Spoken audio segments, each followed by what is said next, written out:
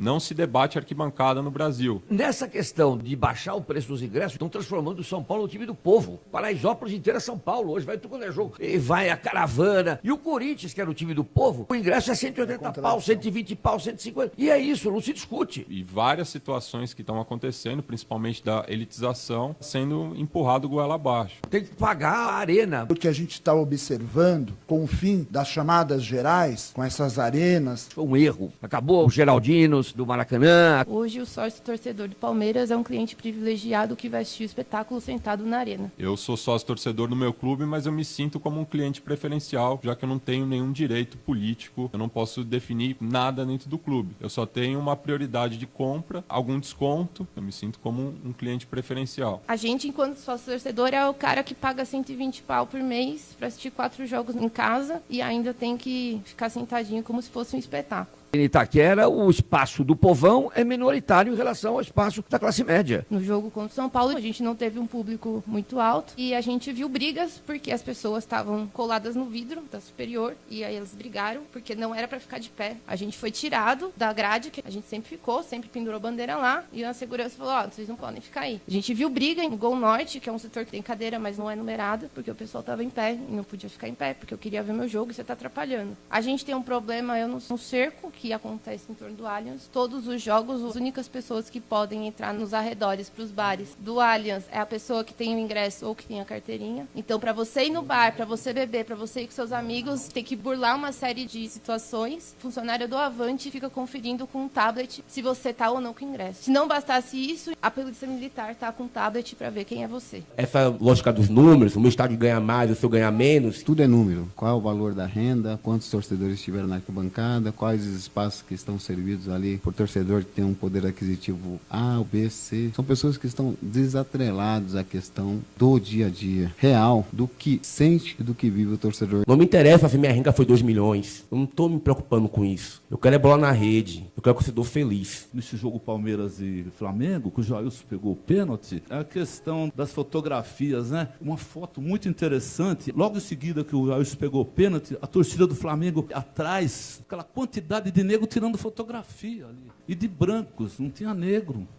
Do Flamengo, lá no Ninho do Urubu. Se alguém assina um sinalizador, eles vai aprender, não canta. A gentrificação atinge o Camp Nou e o Santiago Bernabéu também, porque o que tem mais lá hoje em dia é turista. Os dois estádios viraram 2 geladeiras. O torcedor do Real Madrid e do Barcelona são afetados por isso também. As classes populares de Barcelona e Madrid se fuderam também, é essa a questão. A gente vê uma segregação de classe, de cor, por gênero, uma segregação de tudo. O que acontece no futebol moderno é isso. O torcedor virou cliente, o jogador de futebol é uma mercadoria, ele quer cada vez mais aparecer, é selfie. As arenas fizeram isso com o futebol. É o domínio ideológico, né, gente? Tem um domínio ideológico do mercado sobre nós. São os sintomas que a gente está sentindo aí, né? Saudades do Pacaembu e do Morumbi. É importante a gente se unir em torno de plataformas. E aí eu acho que uma questão aqui em São Paulo precisa ter centralidade do que fazer com o Pacaembu. Ela é simbólica. Então, tem nas propostas de modernização hoje, querendo puxar um pouco para propostas de modernização na época da Copa do Mundo. Tinha gente querendo que o Pacaembu fosse o estádio sede de São Paulo. A gente tem feito um enfrentamento contra os PLs de privatização da cidade que o prefeito tem tramitado na Câmara Municipal. Um dos PLs que tem mais pressa é o que privatiza o estádio municipal do Pacaembu.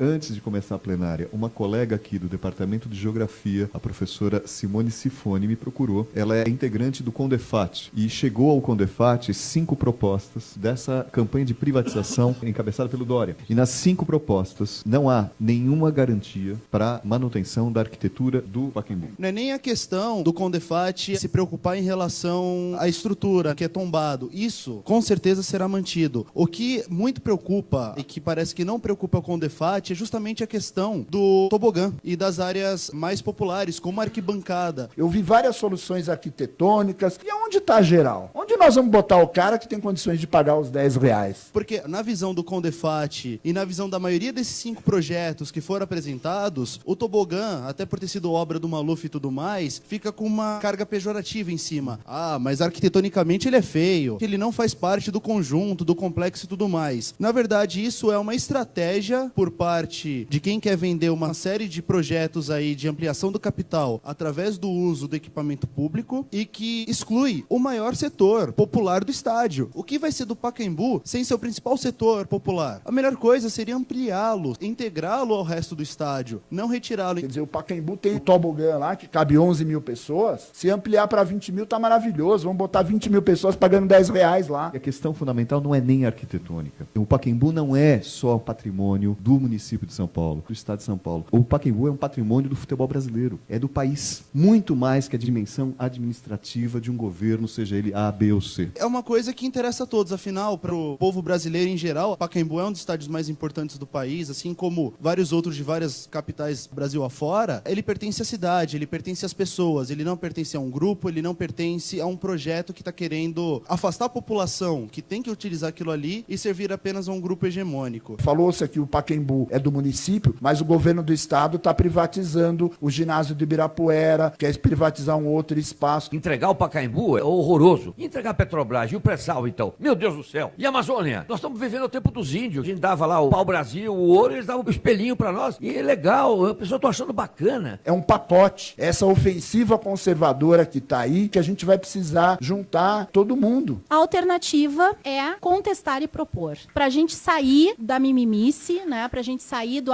mas no meu tempo, mas era bom daquele jeito, não é o futebol moderno, não. A situação é essa. E o que a gente vai propor? Vamos lá, vamos bater na porta, vamos propor, olha, eu tenho um projeto, eu acho que tinha que acontecer isso, vamos lá, incomoda, faz acontecer. Se mostrem e façam acontecer. Diante disso, o Fórum em Defesa da Cidade e a Frente São Paulo Sem Medo está propondo um plebiscito sobre as concessões e privatizações na cidade de São Paulo. Então o que a professora pediu a todos nós aqui... Nós, do Ludens, todos os pesquisadores que estão aqui presentes, que trabalham com as questões dos esportes, a questão do futebol. A academia, os movimentos sociais, quem está nas arquibancadas, quem está na periferia. Torcidas, coletivos, conscientizar o máximo de pessoas possível e também fazer movimentos para que essa pauta sobre o Pacaembu chegue nas pessoas, porque esse assunto está lá no Condefat, Malemal está aqui. Eu queria também fazer um convite, vai rolar dia 16 e 17 de setembro, o início da Copa dos Refugiados. 24 de setembro vai ser a final, que ela vai rolar inclusive dentro do Pacaembu. Então é um espaço aí que a gente deve ocupar. O Pacaembu pode ser um instrumento interessante de mobilização de todas essas torcidas, de todos os grupos que estão aqui, estão convidados para a gente pensar e construir essa intervenção do ponto de vista da universidade, que a gente participe e faça uma oitiva lá no Condefat para que haja uma intervenção em relação a isso. Nós temos que arregaçar as mangas e politizar essa intervenção, dando consistência do ponto de vista técnico, teórico, mas também estabelecendo uma intervenção, que a gente faça uma plenária específica sobre o Pacaembu, traga essa mobilização toda aqui para fazer essa discussão e que a gente tenha propostas de intervenção política, por exemplo, um abraçaço ao Pacaembu com todas as torcidas, com os companheiros que estão aqui presentes, com os coletivos, de maneira que a gente tenha algum tipo de enfrentamento e tentar bloquear a ação neoliberal, privatizadora do governo Dória. Nós temos que se organizar, resistir, ir para dentro da Câmara Municipal e cutucar os vereadores. Falar, aquilo é um patrimônio público, pode ter até a participação de um clube. O Santos pleiteia o espaço do Pacaembu, obviamente. Mas vamos discutir como, porque aquilo também é um patrimônio do povo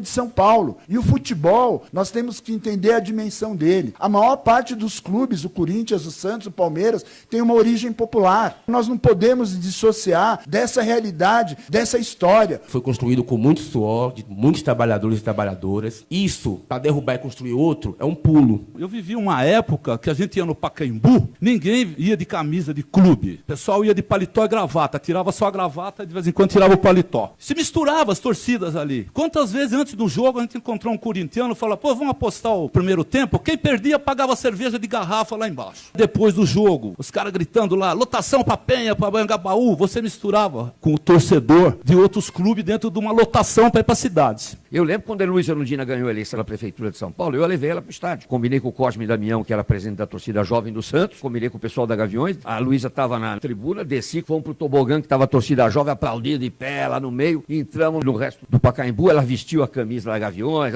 Erundina é Gavião, foi aplaudida. Quantas vezes eu vi a bandinha do Palmeiras, que tinha até saxofone, a Elisa passou em frente à bandinha do Palmeiras, com a bandeira do Corinthians, que era a única pessoa que levava bandeira, que ninguém nem bandeira levava. E ela começou a sambar lá, e o que eu acho interessante é o seguinte, ninguém ali aplaudiu, porque não havia necessidade de aplaudir. aplaudir, era uma coisa natural. Antes de eu ser motorista de cadeira, eu era motorista de ônibus. Uma parte da parcela da mesa aqui, muitas vezes viajou indo comigo, ou pro Pacaembu, ou indo pro Morumbi. Naquela época, as torcidas vinham tudo junto, enfiado dentro do ônibus. Era 80, 100, 120 passageiros enfiados dentro daquela lata velha. E um preço absurdo, que na época cobrava. Era 4, 5 vezes o preço de uma passagem comum. Há um movimento já, Ocupa Pacaembu, uma intervenção nesse último fim de semana, muito interessante. Em junho, a gente teve o primeiro Encontro Nacional de Mulheres de Arquibancada. Tivemos mais de 300 mulheres presentes de norte a sul do Brasil. Saímos na imprensa até internacional. Nunca tinha tido nada do tipo. Tinha torcedoras organizadas e não organizadas. Tinham vários movimentos. No encontro, a gente teve uma colaboração muito grande do Museu do Futebol. Eles abraçaram na hora a ideia. Quando teve o caso da Chapecoense, nós fizemos um pacto de união entre as torcidas e foi desenvolvido um trabalho junto com a torcida independente de São Paulo, com a Mancha Verde, com a torcida jovem, foi mais fácil de conversar. E nós fizemos lá uma manifestação em frente ao Pacaembu. Tinha lá, seguramente, 5 mil pessoas dos mais violentos. Tá tudo lá, cara a cara com a Mancha Verde, com a Independente, Gaviões. Não tinha um policial, não aconteceu nada. Uma briga entre minorias de uma organizada com minorias de outra marcam muito porque a mídia adora passar isso. Mas o dia que a gente apareceu num ato na Paulista com a bandeira do Santos, do lado da bandeira do Palmeiras, do lado da bandeira do Corinthians, juntas, e o pessoal percebeu que, porra, cara, a gente torce pra vários times, mas a gente tá se fudendo junto. A revolução vai passar pelo futebol. Isso não é à toa. E a gente tem que estar articulado com torcedores que pensam futebol de uma maneira de inclusão social, que não pensam futebol como mercadoria, como mercantilização. Essas organizações antifascistas e progressistas em geral têm um papel fundamental nesse novo momento que a gente está discutindo aqui, reorganização não só do futebol, mas também da sociedade como um todo. As organizadas têm que se reunir em torno disso. A gente tá se fudendo, com perdão no termo, mas é isso. É o que os caras usam. É dividir para conquistar. E a gente ainda não percebeu esse detalhe. A gente tem que se juntar. A gente tem que se organizar, que resistir, que lutar sempre. O futebol tem o poder da inclusão social, de combater a violência e até de parar uma guerra. Não precisamos, né, de grandes lideranças, grandes ídolos que nos capitaneiem. Está na nossa mão, da experiência torcedora de arquibancada, olhar para o futebol e propor. Isso aqui é possível a partir desse tipo de esforço coletivo que nós estabelecemos aqui. Nós temos que continuar trabalhando para que o povão faça suas reivindicações dentro do futebol e para fora do futebol. E as torcidas têm que se unir. Torcedor todo mundo é povo. A gente não pode ir para a rua sem os partidos políticos, assim como a gente não vai poder exigir qualquer mudança no futebol brasileiro sem as torcidas organizadas. Mas eu quero mais ainda, que as torcidas tenham consciência de classe, consciência do papel que elas podem executar e têm que executar, e o papel que elas têm que exercer e deveria exercer. E eu espero, e ainda em vida, ver essas torcidas incomodando, cobrando, fiscalizando e, acima de tudo, ocupando os espaços estratégicos que cabem a elas. É muito salutar, né, que a Anatorg e outras associações de torcedores pelo Brasil se enxerguem como um movimento social e que estejam na rua, tanto para as mudanças do país quanto do futebol brasileiro. A situação é dramática mesmo, mas tem volta. Amanhã vai ser outro dia, né? Torcer hoje é um privilégio, né? Torcer hoje dentro do estádio, ele exclui. Dói e torcer hoje é uma forma de resistência. E se organizar nesses tempos vem sendo muito difícil, né? É quase crime, é criminalizado se organizar. Nós temos que, então, trabalhar a questão da alegria, das bandeiras, da beleza do futebol. É o trabalho de formiguinha, né? Cotidiano mesmo. Então, por isso que não pode só se ater ao jogo, e sim toda a conjuntura nacional. Mas estamos nessa disputa. Toda vez que a gente vai pro estádio, reforça isso para nós mesmos, né? Nosso papel ali vai além do torcedor. Futebol é uma ferramenta importante nessa nova conjuntura que a gente quer construir, nesse novo mundo. Não dá para distanciar uma coisa da outra, não tem condições. Mesmo que a elite hoje tenta de todas as formas, através das mídias, da repressão policial, do aparato do Estado, dos interesses do capital, transformar em algo inacessível à grande maioria da população, ainda tem o coração que vibra do lado de fora dos estádios. Fora dos grandes centros, tem o alambrado, tem o povão, uma massa muito grande nesse país de pessoas apaixonadas pelo futebol. E futebol é paixão. O futebol é vibração, é emoção. Futebol não é o ópio do povo. Futebol é luta, é resistência, é diversão, é tristeza. Todas essas emoções que estão nessa atmosfera desse esporte, estão que ligam pela gente. Tem muito mais do que nos une do que aquilo que nos separa. Cada um veste sua camisa, mas todo mundo aqui gosta de futebol, é isso. Obrigado.